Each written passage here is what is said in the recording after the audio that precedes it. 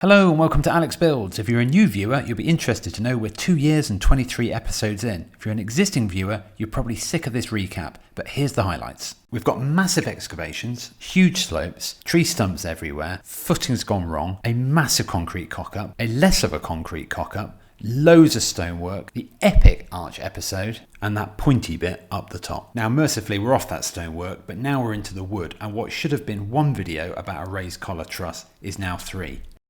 So that takes us nicely up to the last episode where we built this, a raised collar truss. And you might remember at the end of that episode, I gave you the following solemn promise. I'm going to give you another promise that by the time you see this area here at the end of the next video, there is going to be a proper frame up. Definitely no frame there.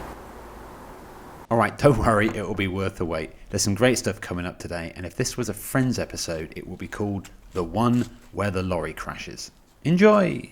Today is 8 tons of oak day.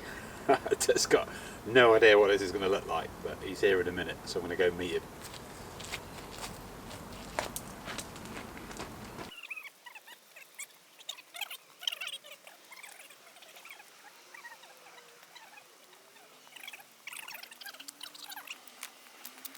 Usual stress about turning. I mean, there's room, but it's tight. Right, here we go.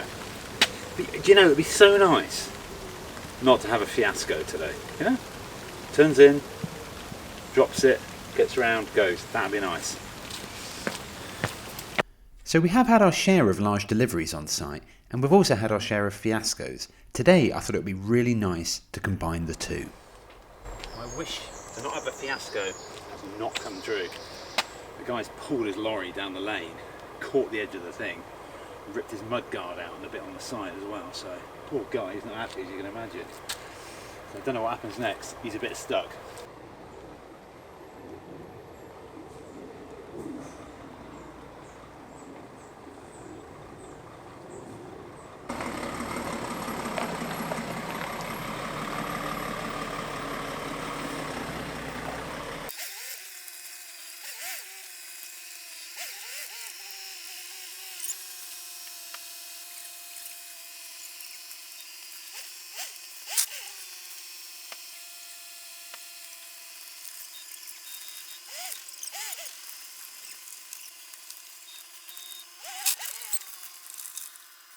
So here we are ready to unload, which only took about 45 minutes I think, but the whole thing took about 3 hours, and it took about another hour to get out down the lane.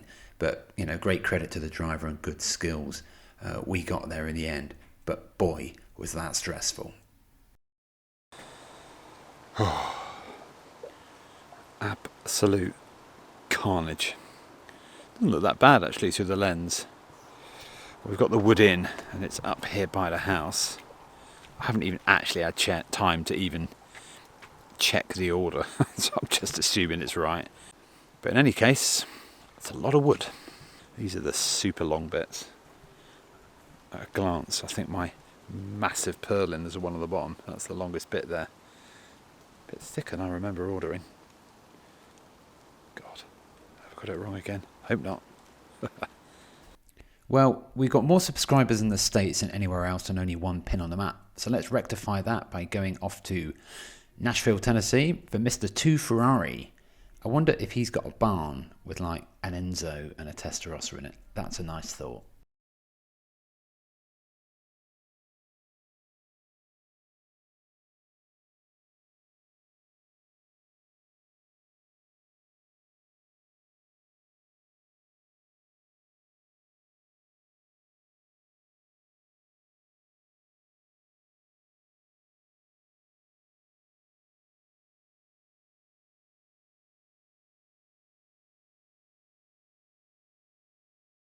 Right, quick recce. I mean, I've basically spent half the morning, again, moving stuff around. But I've realised that I need to basically make stuff up here. So I'm going to start with the kind of side edge of the barn. So what that means is I've got to do a load of lower struts and legs going into the side beam.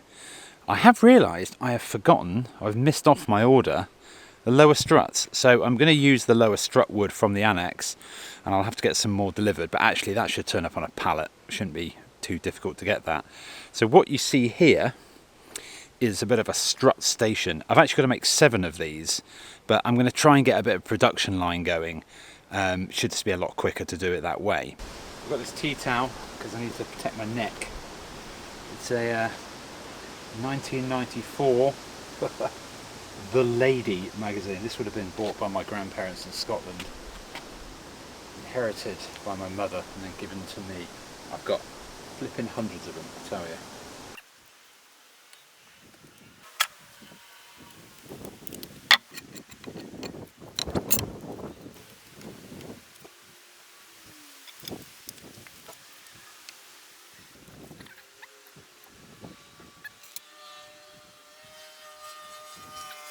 Okay, so there we go. Nice row of tenons. Same here, and of course what I've got to remember is I've got to flip it round so the tenon's going that way.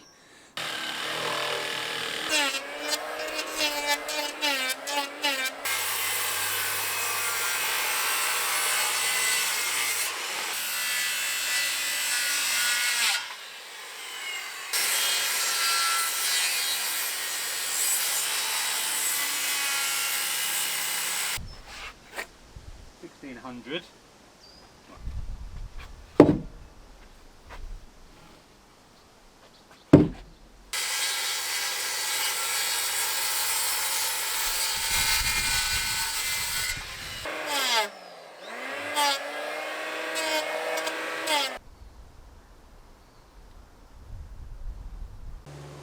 Okay, that's good. So that's, well, 1 completely done, 6 more up to that stage. So now I'm just going to do another action on the saw. Right, that didn't take long at all. So just got to do the side bit now, a few cuts in each one. I think it should take another 15-20 minutes. Okay, so that's great. I mean, it's 3:30. I need to check the time I started, but my gut feel is I've probably got through that in about a couple of hours, 2.5. And that's 7 non-trivial pieces, I would say. So yeah, pleased with that. And actually quite nice quality finish as well, as you can see.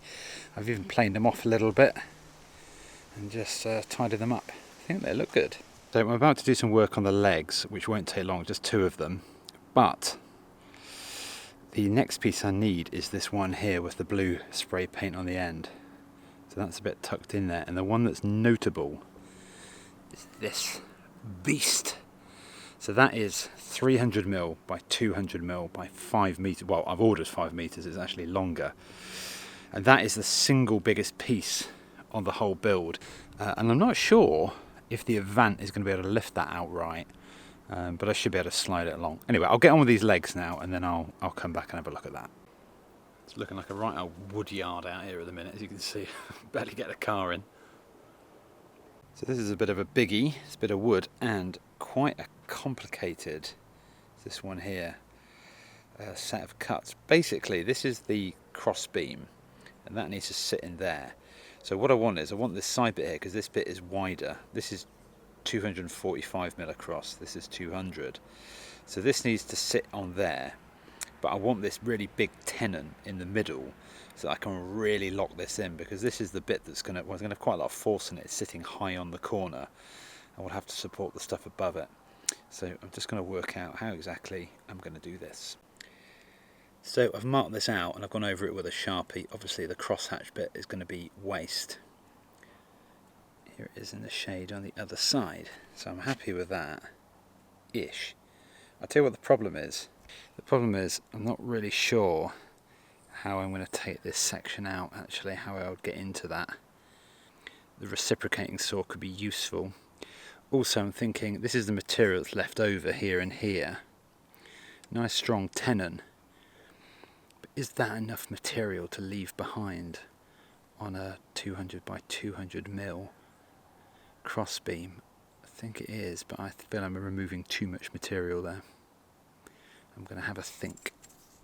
So I've been having a look at how they do these corner joints online, and they all seem to be a bit of a variation on a theme. There are some classic ways of doing it, but the thing is they're not actually configured in the same way that I'm building my corner. So I'm going to stick with this idea, and of course it occurred to me that these really difficult bits, Well, of course, I can use the mortiser.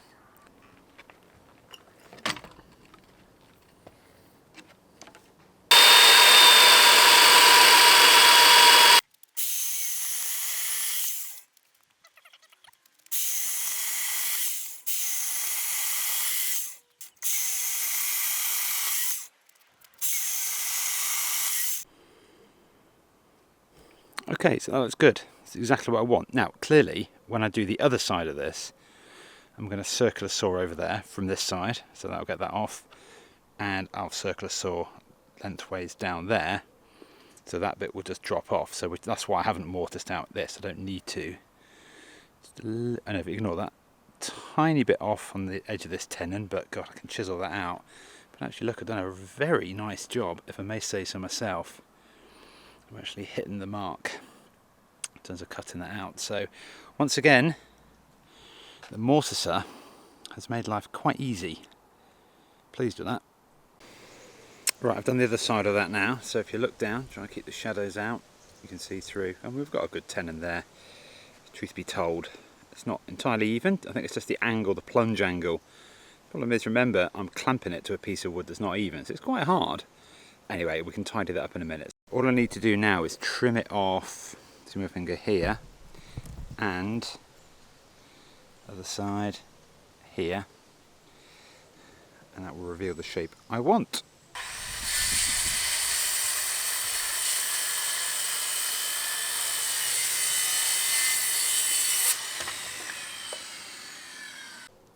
Okay, there it is, there's the shape. So that kind of tenon to the right, the shorter one, just need to trim that off on the edges.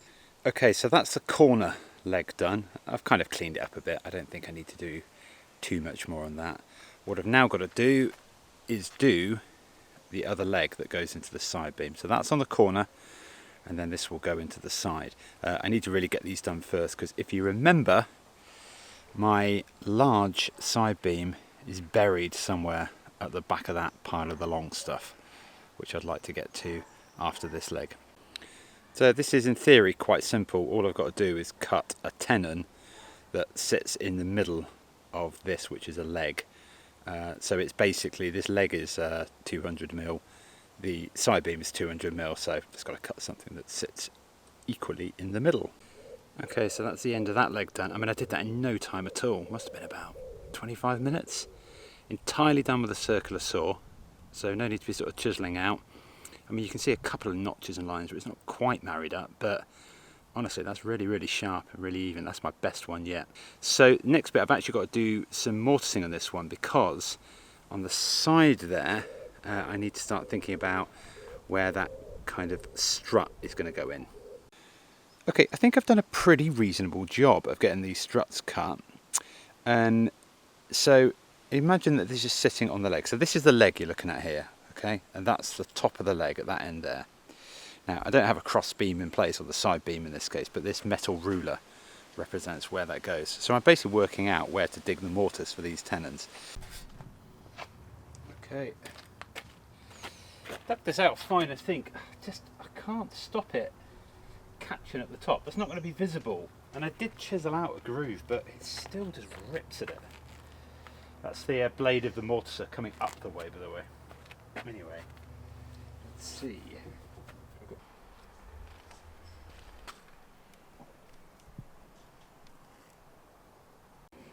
Right, I'm back on it on Saturday, bank holiday weekend in August, so pretty productive already. So this is where I was cutting all that stuff. I've now finished with this area, the simple reason being that I need to get these big beams out. It's going to be very interesting indeed to see if the Avant can lift this whopper in here.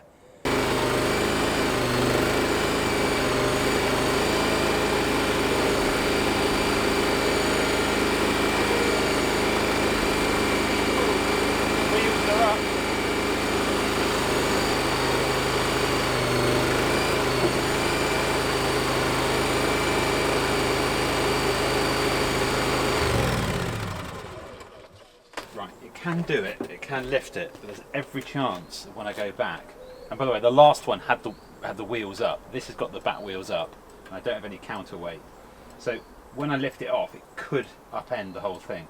So what I'm going to do is Just going to put a couple of blocks here just to catch the weight if it does, so if I do upend it won't be a problem.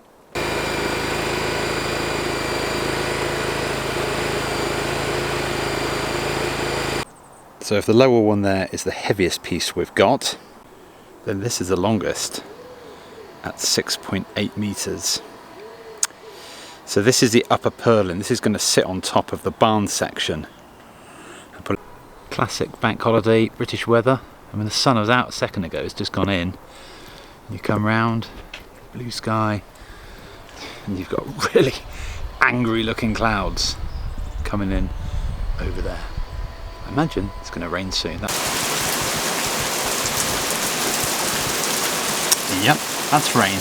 That's a British August bank holiday for you.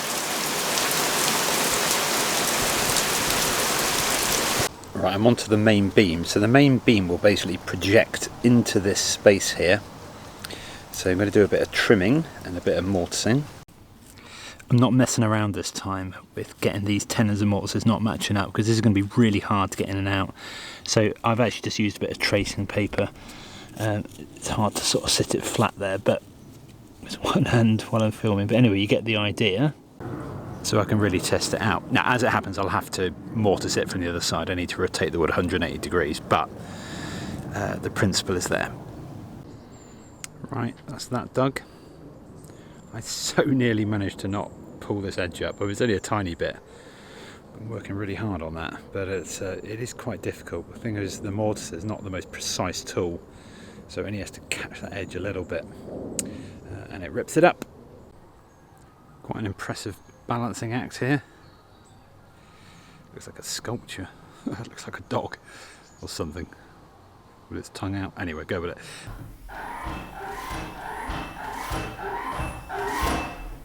Shout out now for Nijmegen, I hope I pronounced it right, in the Netherlands. I'm sticking it on Amsterdam because you didn't say.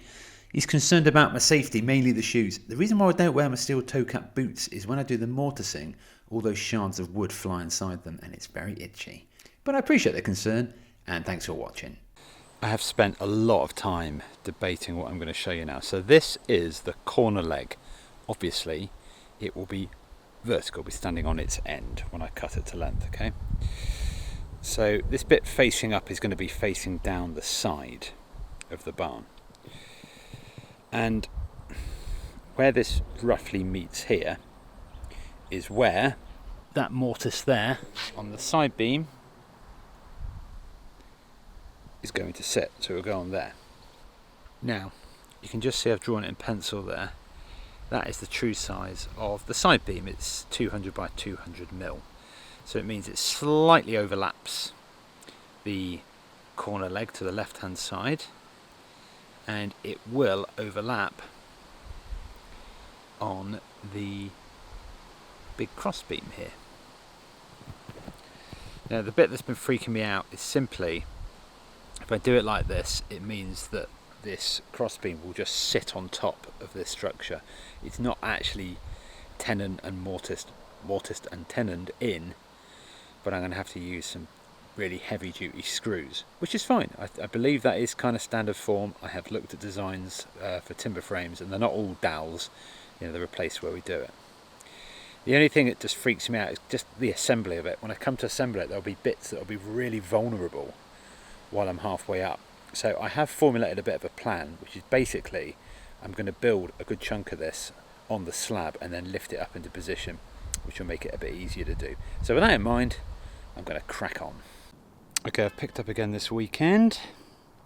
Just done the remaining 3 mortises. Here's the ones last week, all filled up with rainwater.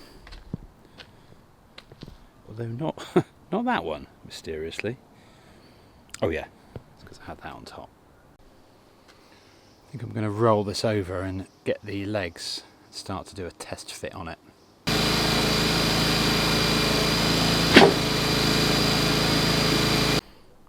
Right, I'm standing up a very wobbly ladder here. Now, possibly a slightly pointless activity, you might say, because I haven't done the mortises on the side of either of these legs. And by the way, just to be clear, this bit here is going to sit. See that little wall I built at the back? It's going to sit on top of that. But I just want to do one more check, But I have got these struts correct. So what I've done is I've put this strut, you can just see that wet mortise down there poking out. So I just want to check I'm definitely okay in my dimensions. I have to say it looks great at a glance. So on this end one I've already cut the mortises. I think I might have made a pig's ear of it, we'll see. If I can just shim these to the same height, I can do a little test on that.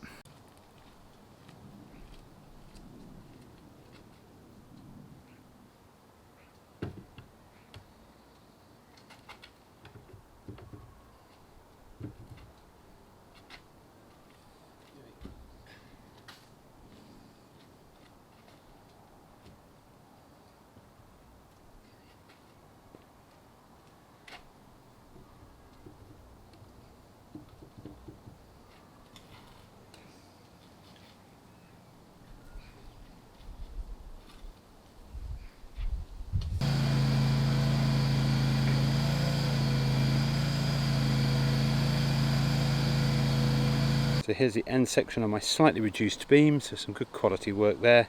And that shape there, that tenon sticking up, will go through that mortise there on the side beam. So if you can imagine, that side beam would be sort of sticking up the way, if you like, up towards you, the viewer. So that is good, really good. Right, so that's a full set of mortises done on the legs. So I can do a little test assembly. Went quite well, quite neat. Tiny bit of pulling up. Apart from on the very last one. Oh, I mean, it's not visible. You see how it rips up. I mean, I do put a chisel notch in there trying to stop that happening. I don't think I went quite deep enough. It's quite hard to prevent that. Anyway, let's give it a go. Right then, not bad, but not quite there in one place, which is here. And this is annoying because it's the mortise I just cut. Anyway, it's a bit too tight on that side. That comes up here. This is nice. I like this section. Again, not pushed it all the way in, but I know it fits. I can see that. You know, when I come to build it properly, I'll have to sort of like compress it. And then I haven't fully pushed this one in, but we did this yesterday, so we know it fits. Right, and now onto the side beam. Got those bits put away. I'm going to see if I can get this bit to go in. This could be interesting.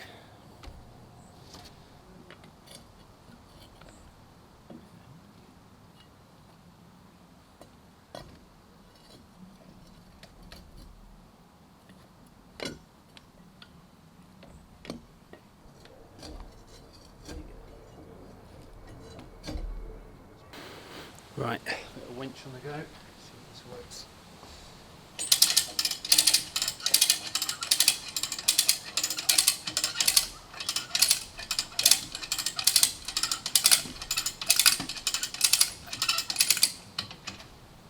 Yeah, look at that. Let's try that. Nice. And that end bit you see sticking out, I mean, it actually looks quite neat, but that is due to be trimmed off. That was quite deliberate. Great. So the old draper winch has pulled it in. So overlap there's fine. The bit that's not quite right, I'm surprised by actually, so there seems to be 10mm out here. I mean, that should be flush against that. Now, I could correct that by, well, just adjusting the mortise. Rather not, to be honest, but I don't have to. But it'd be interesting to see if the strut fits or whether that's out by a similar amount. Anyway, I run out of time now, so that's it for this Sunday. Good progress. As soon as I get these other bits test fitted on here, the side beam, then I can start to move on to the top beam. So we did actually make really good progress over about the last 6 weeks or so, and all these pieces are in fact now done. I decided not to put all this footage in and cut it down because it's actually sort of repetitive and I'm really not uncovering anything new.